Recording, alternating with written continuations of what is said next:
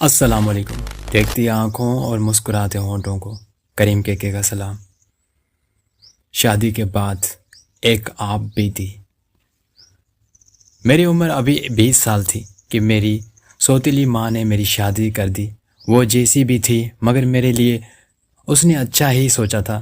میرے شوہر انگلینڈ میں اپنی فیملی سمیت رہتے تھے، سو میں بھی نکاح کے 6 ماہ کے بعد رخصت ہو کر یورک شہر انگلینڈ آ گئی۔ میں بنیادی طور پر ایک گھریلو عورت تھی۔ اللہ نے مجھے 2 بچوں سے نواز دیا۔ میری ساس گھر پر ہی ہوتی تھی اور بچوں کی دیکھ بھال بآسانی کر لیتی تھی۔ بڑی بیٹی ہانیہ 4 سال کی اور چھوٹی بیٹی شائنہ 6 ماہ کی ہوئی تھی۔ انہی دنوں میں ساس کی طبیعت خراب رہنے لگی مگر وہ ظاہر نہ ہونے دیتی تھی۔ اکثر ہانیہ شکایت کرتی کہ دادو کمرے میں کسی سے بات کرتی ہیں۔ میں اس کو چپ کروا دیتی کہ فون پہ بات کر رہی ہوں گی۔ وقت گزرتا گیا اور میری چھوٹی بیٹی 2 سال کی ہو گئی۔ ان دنوں ساس بے حد بیمار ہو گئی، حتیٰ کہ وہ کسی سے بات کرنا بھی چھوڑ گئی۔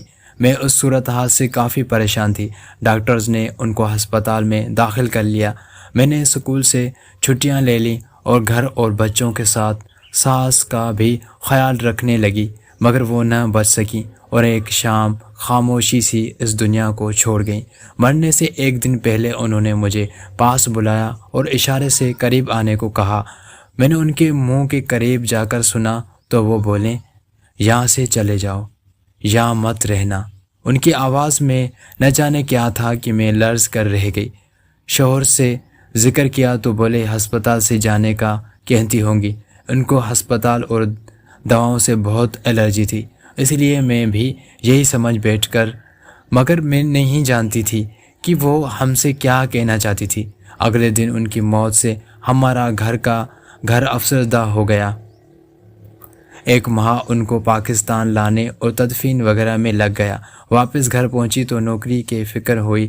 شوہر سے بات کی تو نوکری چھوڑ دی جائے تو وہ بولے، اب بچے بڑے ہو رہے ہیں، اسکول میں تم ہوگی تو ان کی فکر نہیں ہوگی۔ میں بھی سوچ میں پڑ گئی۔ ہانیہ تو میرے ساتھ ہی اسکول جاتی تھی مگر شائنہ ابھی چھوٹی تھی، اس کے لیے ڈے کیئر کا انتظام بھی نہیں کیا تھا۔ پڑوسن ایک اچھی عورت تھی، اس کے پاس چھوڑ کر میں پہلے دن اسکول گئی۔ طویل غیر حاضری کے بعد کام کا لوڈ تھا۔ آتے آتے شام کے 4 بج گئے۔ بھاگم بھاگ بڑی بیٹی کو لیے پڑوسن کے پاس آئی، دیکھا تو شائنہ سو رہی تھی۔ بہت شکریہ ادا کیا۔ پڑوسن نے چائے پہ روک لیا، چائے کا طلب بھی تھی، سو میں بیٹھ گئی۔ اس کا نام سارا تھا اور وہ بھی مسلم تھی۔ اس کے 2 بیٹے تھے جو اسکول جاتے تھے۔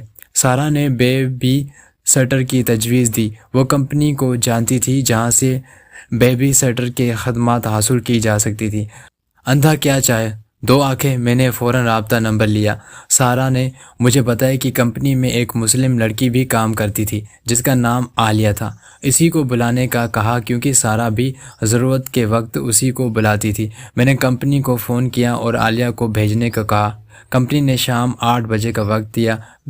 میں بے چینی سے اس کا انتظار کرنے لگی۔ ٹھیک 8 بجے عالیہ آ گئی۔ وہ ایک سلجھی ہوئی لڑکی تھی، عمر 22 سال کے لگ بھگ تھی۔ وہ اپنا اور اپنی ماں کا پیٹ بھرنے کے لیے نوکری کر رہی تھی۔ عالیہ کا سارا بایو ڈیٹا کمپنی نے بھیج دیا تھا۔ مجھے بھی وہ ایک مخلص لڑکی لگی اور میں نے اسے نوکری پہ رکھ لیا۔ جب اسے معلوم ہوا کہ میں اسے مستقل طور پر رکھ رہی ہوں تو وہ بے حد خوش ہوئی اور اگلے دن صبح 8 بجے آنے کا وعدہ کر لیا۔ اگلے دن صبح وہ ٹھیک 8 بجے گھر آ گئی۔ شائنہ اسے دیکھ کر بہت خوش ہو گئی۔ وہ گھر سے جانا نہیں چاہتی تھی۔ اب ایک کھیلنے والا انسان اسے مل رہا تھا۔ وہ جلد ہی دوست بن گئی۔ میں اور میرے شوہر بہت مطمئن ہو گئے اور اپنے کام پر چلے گئے۔ شائنہ ایک خوش مزاج بچی تھی۔ وہ 2 سال کی ہو گئی تھی اور بہت باتیں کرنے لگی تھی۔ پورے گھر میں بھاگتی دوڑتی پھرتی۔ ہانیہ اسکول سے آ جاتی تو دونوں مل کر بہت ادھم مچاتی تھی۔ دیکھتے ہی دیکھتے 1 ماہ گزر گیا اور عالیہ نے میرا بھروسہ جیت لیا۔ وہ ایک اچھی اور مخلص لڑکی تھی۔ کچھ دنوں سے میں دیکھ رہی تھی کہ وہ مجھ سے کچھ کہنا چاہتی تھی۔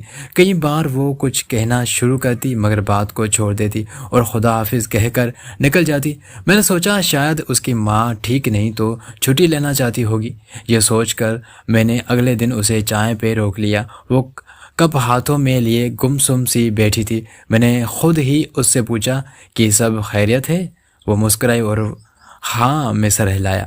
میں نے اس کے ہاتھ پہ ہاتھ رکھا اور اسے یقین دلایا کہ وہ مجھ سے کوئی بھی بات کر سکتی ہے۔ وہ چپ چاپ مجھے دیکھنے لگی۔ اس کی آنکھوں میں ایک الجھن سی تھی۔ وہ بولی، اوپر دائیں کمرے میں کون رہتا ہے؟ میں ایک دم حیران سی ہو گئی۔ وہاں میری ساس رہتی تھی۔ میں نے کہا، کیا بات ہے بولو؟ کچھ نہیں بیوی وہاں چلی جاتی ہے اور باتیں کرتی ہے، اس نے بتایا۔ میں سوچ میں پڑ گئی۔ وہ اجازت لے کر چلی گئی۔ رات کو شوہر سے یہ بات کی تو بولے، تم بھی کیا فضول باتیں سوچنے لگی؟ شائنہ امی سے بہت قریب تھی، ان کی تصویر سے باتیں کرتی ہوگی۔ مجھے بھی سن کر سکون سا ہو گیا۔ واقعی ایسا ہی تھا، اماں اس سے بہت لاڈ کرتی تھی۔ اگلے دن میں نے عالیہ کو بھی سمجھا دیا، وہ بھی مطمئن ہو گئی۔ اس شام ہماری شادی کی سالگرہ تھی۔ شوہر بہت خوشگوار موڈ میں تھے۔ انہوں نے ایک فلم دیکھنے کا پلان بنا رکھا تھا اور کھانا بھی باہر ہی کھانے والے تھے۔ میں نے عالیہ سے بات کر لی کہ وہ رات 11 بجے تک بچوں کے پاس ہی رک جائے۔ ہماری کوشش تھی کہ ہم جلد گھر آ جائیں گے۔ وقت مقررہ پہ عالیہ گھر آ گئی۔ شام کے 6 بجے تھے۔ بچیاں ٹی وی پہ کارٹون دیکھ رہی تھیں۔ میں نے عالیہ کو سب اوقات سمجھا دیے کہ بچیوں کو 8 بجے سونے کے لیے اوپر ان کے کمرے میں لے جائے اور کھانا وہ کھا چکی ہے۔ عالیہ کے لیے فریج میں کھانا موجود تھا جو وہ کھا لے۔ ایمرجنسی کے طور پر وہ مجھے یا میرے شوہر کو فون کر سکتی تھی، مگر میں نہیں جانتی تھی کہ میں اس کی زندگی کو داؤں پہ لگا کر جا رہی تھی۔ ہمارے جانے کے بعد عالیہ نے دروازے بند کر دیے اور تمام کھڑکیاں بھی چیک کر لیں۔ باقی کے واقعات عالیہ نے مجھے بتائے، اسی کی زبانی سنیے۔ مسٹر اور مسز احمد کے جانے کے بعد میں بچیوں کے پاس آ گئی۔ ان کا کھیلنے کا موڈ تھا، چنانچہ میں ان کے ساتھ رہی۔ ٹھیک 8 بجے میں نے ان کو دودھ کا گلاس دینے کے بعد سونے کے لیے اوپر ان کے کمرے میں لے گئی۔ اوپر کی منزل پہ 3 بیڈ روم تھے۔ دائیں جانب پہلا کمرہ مسز احمد کی ساس یعنی ہانیہ کی دادی اماں کا تھا۔ دوسرا ماسٹر بیڈ روم تھا جو والدین کے استعمال میں تھا۔ دوسری جانب بچیوں کا کمرہ تھا۔ ان کمروں میں اٹیچ باتھ بھی تھے۔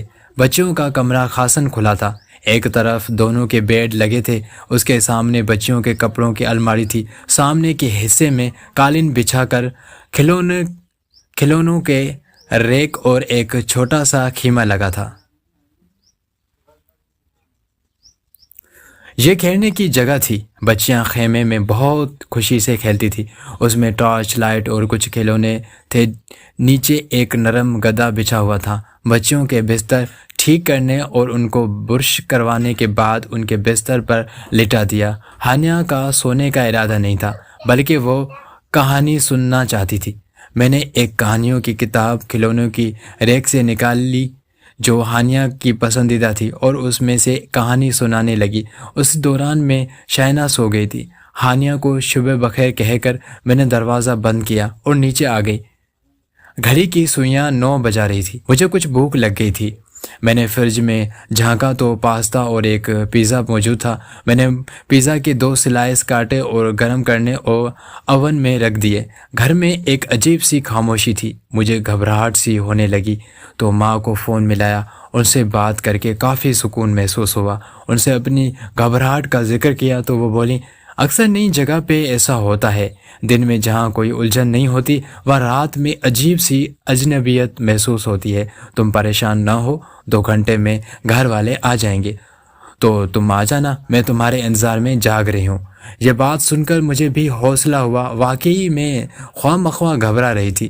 فون بند کر کے میں وہیں کھڑی سوچ رہی تھی کہ اچانک اوون کی بیپ ہوئی اور میں اچھل پڑی۔ اوہ، مجھے کیا ہو گیا ہے؟ میں نے خود کلامی کی اور اوون سے پیزا نکال کر فریج سے ایک سوڈا کین لے کر لاؤنج میں آ گئی۔ ٹی وی لگانے کے لیے جب ریموٹ کے لیے نظر دوڑائی تو وہ کہیں نظر نہ آیا۔ میں نے صوفہ، کچن، میز کے نیچے ہر جگہ تلاش کیا مگر اسے نہ ملنا تھا اور نہ ملا۔ تھک کر میں صوفے پر بیٹھ گئی اور پیزا کھانے لگی۔ ابھی میں نے 2-3 نوالے ہی کھائے ہوں گے کہ مجھے ہنسنے کی آواز سنائی دی۔ میں نے پلیٹ میز پر رکھ کر سیڑھیوں کے پاس آ کر کان لگائے۔ اسی وقت دوبارہ ہنسی کی آواز سنائی دی۔ یہ دونوں ابھی سوئی نہیں ہیں؟ میں دل میں کہتی اوپر آ گئی۔ کمرے کا دروازہ کھلا تھا، جبکہ مجھے یاد پڑتا تھا کہ میں اسے بند کر کے گئی تھی۔ میں نے آہستہ سے دروازہ کھولا۔ کمرے میں نائٹ لیمپ کی نیلی روشنی پھیلی ہوئی تھی۔ چھوٹی بیٹی شائنہ اپنے بستر پر بے خبر سو رہی تھی، لیکن ہانیہ کا بستر خالی تھا۔ میں نے نظر گھمائی تو خیمہ میں روشنی نظر آئی، ساتھ ہی بچی کا سایہ بھی تھا۔ میں خیمہ کی طرف گئی اور نیچے بیٹھ کر اسے کھولنے لگی۔ ہانیہ، ساتھ ہی میں نے دھیرے سے کہا، آپی میں یہاں ہوں۔ مجھے اپنے پیچھے سے آواز آئی۔ میں نے بیٹھے بیٹھے گردن گھما کر دیکھا تو ہانیہ بیڈ کے نیچے تھی۔ اس نے اشارہ کیا کہ وہ خیمہ میں نہیں ہے۔ میرا دماغ چکرا کر رہ گیا۔ میں نے آگے بڑھ کر خیمہ کھول دیا۔ اس میں کوئی نہ تھا۔ ٹارچ جل رہی تھی۔ میں گھبرا کر اٹھ کر کھڑی ہوئی۔ مجھے کچھ سمجھ نہیں آ رہا تھا۔ میں نے شائنہ کو سوئے ہوئے ہی گود میں اٹھایا اور ہانیہ کا ہاتھ پکڑ کر نیچے اترتی چلی گئی، مگر ہانیہ نے ہاتھ چھڑا کر واپس اوپر کی طرف جانا چاہا۔ میں نے اسے رکنے کو کہا۔ شائنہ کو صوفے پہ لٹا کر میں نے اسے بلایا۔ میں واپس جا رہی ہوں سونے کے لیے، اس نے کہا اور سیڑھیاں چڑھنے لگی۔ وہ لارا تھی، میری فرینڈ، امیجنری فرینڈ، اس نے کہا تو میں سناٹے میں رہ گئی۔ تم بستر کے نیچے کیوں تھی؟ میں نے پریشان سے پوچھا۔ اس کی ماما آ گئی تھی، وہ مجھے اچھی نہیں لگتی، ڈراتی ہیں، وہ نارمل انداز میں بتا رہی تھی۔ میرا دماغ چکرا رہا تھا۔ خیمہ میں ضرور کوئی تھا۔ کون تھا وہ، یا میرا وہم تھا؟ مجھے کچھ سمجھ نہیں آ رہی تھی۔ اسی دوران ہانیہ اوپر چلی گئی اور میں ساکت بیٹھی چھوٹی کو دیکھتی رہ گئی۔ جو کچھ بھی تھا اس کا واسطہ اوپر کی منزل سے تھا۔ میرا وہم تھا یا حقیقت؟ ہانیہ کو نیچے لے آتی ہوں جب تک ان کے والدین نہیں آ جاتے، یہ سوچ کر میں ایک نظر سوئی ہوئی شائنہ پر ڈال کر وہ اوپر جانے لگی۔ راہداری روشن تھی۔ دائیں جانب کے کمرے کا دروازہ کھلا تھا۔ یہ وہی کمرہ تھا جہاں احمد صاحب کی والدہ رہتی تھی۔ یہ کمرہ اس دن سے ہمیشہ مقفل کیا جاتا تھا جب سے چھوٹی بیٹی شائنہ وہاں باتیں کرنے لگی تھی۔ یہ دروازہ کیوں کھول دیا ہانیہ نے؟ یہ سوچتی میں کمرے کے پاس آ گئی۔ ہانیہ، کہاں ہو آپ؟ میں نے آواز دی، ساتھ ہی دروازہ کھولا۔ کمرے میں اندھیرا تھا۔ میں نے لائٹ کا بٹن تلاش کیا۔ بٹن دباتے ہوئے میں نے الماری میں آہٹ سنی۔ کمرہ خالی تھا۔ کمرے کے وسط میں بیڈ بچھا تھا۔ اس کے سامنے والی دیوار میں ایک بڑی کھڑکی تھی۔ بیڈ کے دوسری طرف ایک دیوار گیر الماری تھی۔ آہٹ وہیں سے سنائی دی تھی۔ میں پریشانی سے الماری کی طرف گئی۔ ہانیہ، آپ یہاں ہو؟ میں نے اس کے ہینڈل کو چھوا۔ اسی وقت میرے پاؤں پر کسی نے ہاتھ رکھا۔ ہانیہ ہمیشہ بیڈ کے نیچے چھپ کے کھیلتی تھی۔ میں نے دیکھے بنا کہا، یہ کھیلنے کا وقت نہیں ہے۔ اسی دم پیچھے سے آواز آئی، آپی میں یہاں ہوں۔ میں نے جھٹک سے مڑ کر دیکھا تو ہانیہ دروازے میں کھڑی تھی۔ تو یہ ہاتھ کس کا تھا؟ میں نے نیچے دیکھا تو ایک سفید سا بازو نظر آیا اور میرے حلق سے چیخ نکل گئی۔ میں بری طرح دوڑتی ہوئی نیچے آ گئی۔ ہانیہ میرے ساتھ تھی۔ میں اس گھر میں نہیں رہ سکتی، مجھے جانا ہوگا۔ چلو بچوں، ہمیں جانا ہوگا۔ ابھی میں نے ہانیہ سے کہا اور شائنہ کو اٹھانا چاہا، مگر صوفہ خالی تھا۔ شائنہ وہاں نہیں تھی۔ شائنہ کی غائب ہو جانے سے میری حالت گیر ہو گئی۔ میں چیخ کر اسے آواز دینے لگی۔ ہانیہ بھی ڈر گئی تھی۔ مجھے کوئی جواب نہ ملا تو میں صوفے پر گر کر رونے لگی۔ میرا ذہن معاف ہو گیا تھا۔ ہانیہ مجھ سے لگ کر رونے لگی۔ اسے روتا دیکھ کر میں نے خود کو سنبھالا۔ مجھے ہمت کرنی ہوگی، ایسے کچھ نہیں ہو سکتا تھا۔ میں ان بچوں کی نگران تھی، میں انہیں کچھ نہیں ہونے دے سکتی تھی۔ چاہے کچھ بھی ہو جائے، مجھے بچیوں کی حفاظت کرنی ہوگی۔ میں نے آنسو پونچھ ڈالے، ہانیہ کو ساتھ لپٹا لیا، اس کو تسلی دی اور کہا کہ ہمیں شائنہ کو ڈھونڈنا ہے، ہم اسے پورے گھر میں تلاش کریں گے، وہ کہیں نہیں جا سکتی، وہ یہیں ہوگی، اسی گھر میں۔ یہ سب سمجھانے کے بعد ہم نے شائنہ کو ڈھونڈنا شروع کر دیا۔ نیچے ڈرائنگ روم اور ٹی وی لاؤنج کے علاوہ ایک اسٹڈی روم بھی تھا۔ میں وہاں گئی، ہانیہ بھی میرے پیچھے پیچھے تھی۔ پورا کمرہ خالی تھا، وہاں کوئی نہ تھا۔ میں نے شائنہ کو آواز دی مگر کوئی جواب نہ ملا۔ ہانیہ باہر نکل گئی، میں اس کے پیچھے ہی باہر آ گئی تھی۔ میں نے سوچا فون کروں اور مسز احمد کو یہ سب بتاؤں، مگر وہ میری بات کا یقین نہیں کرتی اور شائنہ کا خیال نہ رکھنے کے لیے الٹا مجھے سرزنش کرتی۔ میں نے شائنہ کے بارے میں سوچنا شروع کر دیا۔ وہ کہاں جا سکتی ہے؟ کہیں اپنی دادی اماں کے کمرے میں تو نہیں چلی گئی؟ یہ خیال آتے ہی میرا دل زور زور سے دھڑکنے لگا۔ اس کمرے میں ہی وہ ہاتھ دکھائی دیا تھا، مگر بچی کو اگر کچھ ہو جاتا تو میں اپنے آپ کو زندگی بھر معاف نہ کرتی۔ میں سیڑھیوں کے قریب آئی، اسی وقت مجھے رونے کی آواز سنائی دی۔ آواز اوپر سے ہی آ رہی تھی۔ شائنہ وہ اوپر تھی۔ میں سیڑھیاں چڑھ کر اوپر جانے لگی۔ ہانیہ مجھے روکنا چاہتی تھی، مگر میں نے اسے وہیں رکنے کو کہا اور خود اوپر چڑھنے لگی۔ راہداری بالکل سنسان پڑی تھی۔ میں وہیں کھڑی سننے کی کوشش کر رہی تھی کہ آواز کہاں سے آئی تھی۔ اسی وقت میں نے دوبارہ رونے کی آواز سنی۔ آواز بالکل مدھم سی تھی۔ میں آہستہ آہستہ قدموں سے چلتی ہوئی کمرے کے قریب آئی۔ وہی خوفناک کمرہ۔ میں نے دروازے سے کان لگایا اور آواز اندر سے آ رہی تھی۔ میں نے جلدی سے ہینڈل گھمایا مگر وہ نہ گھما۔ دروازہ لاک تھا۔ میرا سر بھاری ہونے لگا۔ یہ دروازہ کھلا تھا جب میں اور ہانیہ نیچے بھاگے تھے، مگر اب یہ لاک تھا اور چھوٹی بیٹی شائنہ اندر تھی۔ اسے کھولنا ہوگا۔ میں نے زور زور سے دروازہ دھڑ دھڑایا مگر وہ نہ کھلا۔ رونے کی آواز بند ہو گئی تھی۔ میں نے چابی کی تلاش میں ادھر ادھر دیکھا۔ اسی وقت راہداری کے آخری حصے میں مجھے وہ خطرناک روح نظر آئی جو شاید لارا کی ماں تھی۔ اس منظر کی یاد مجھے عمر بھر دہلاتی رہے گی۔ وہ ایک عورت تھی مگر اس کا چہرہ بگڑا ہوا تھا، آنکھیں بالکل سفید اور لباس مٹیالہ جس پہ خون کے دھبے سیاہ ہو چکے تھے۔ اس نے مجھے دیکھا اور خوف سے میری حالت گیر ہونے لگی۔ وہ زمین پہ نہیں تھی بلکہ چھت سے لگی تھی، اس کے پاؤں ہوا میں تھے۔ اسی وقت ہانیہ بھی اوپر آ گئی۔ اس نے ایک فلک شگاف چیخ ماری اور میرا دل جیسے دھڑکنا بھول گیا۔ میری آنکھوں کے سامنے اچانک اس کمرے کا دروازہ کھلا اور ہانیہ ایک جھٹکے سے اس میں چلی گئی۔ دروازہ دوبارہ بند ہو گیا۔ نہیں، تم ایسا نہیں کر سکتی، میری چیخ گلے میں گھٹ کر رہ گئی۔ میں دروازے کی طرف بھاگی۔ اسی وقت وہ میرے کان کے قریب چلائی، لیو اس الون۔ ہمیں اکیلا چھوڑ دو۔ وہ تو میرے پیچھے کھڑی تھی۔ مجھے ایک زوردار جھٹکا لگا اور میں ہوا میں اڑ کر سیڑھیوں سے ٹکرائی اور لڑکتی ہوئی سیڑھیوں سے نیچے جا گری۔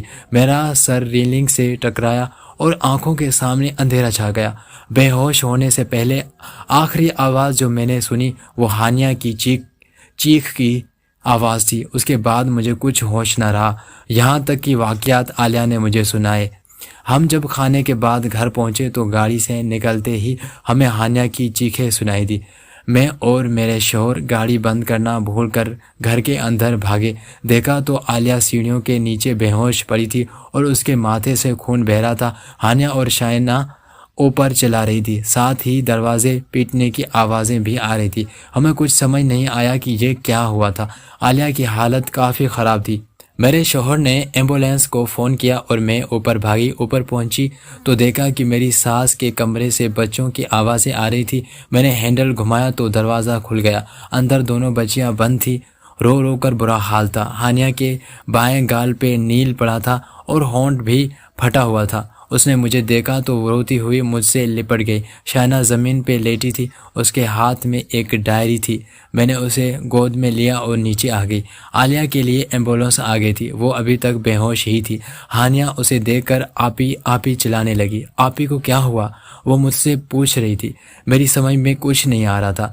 ہم سب ہسپتال چلے گئے۔ عالیہ کی والدہ کو اطلاع دے دی گئی تھی، وہ بھی وہاں آ گئی تھی۔ ڈاکٹروں نے بتایا کہ عالیہ کو گہری چوٹیں نہیں ہیں، وہ جلد ٹھیک ہو جائے گی، اور ہانیہ کو بھی دوا دی۔ ہانیہ نے مجھے بتایا کہ دادی اماں اسے کمرے میں لے گئی تھی اور شائنہ کو بھی۔ ہم نے وہاں یہی کہا کہ دونوں سیڑھیوں سے گر گئی تھی۔ شائنہ کے پاس جو ڈائری تھی وہ میری ساس مرحومہ کی تھی۔ اس کو پڑھا تو معلوم ہوا کہ اس گھر میں کئی سال پہلے ایک ماں بیٹی کو قتل کر دیا گیا تھا۔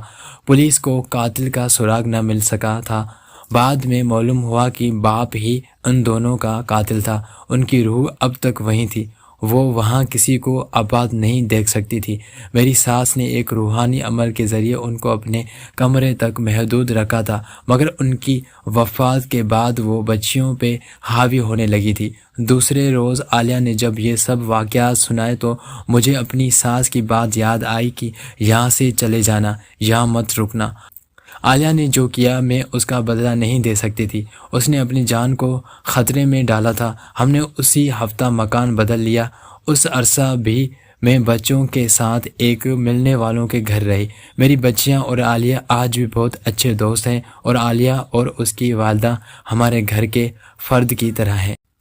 تو ڈیئر فرینڈس، یہ تھی آج کی ہماری ایک خوفناک اور ایک عجیب کہانی۔ امید ہے آپ کو بہت پسند آئی ہوگی۔ اگر آپ کو پسند آئی ہو اس طرح کی ہارر اسٹوریز کے لیے اور خوفناک اسٹوریز کے لیے ہمارے یوٹیوب چینل کریم وائس کو سبسکرائب کر دیں تاکہ ہر ویڈیو آپ تک پہنچ سکے۔ جزاک اللہ۔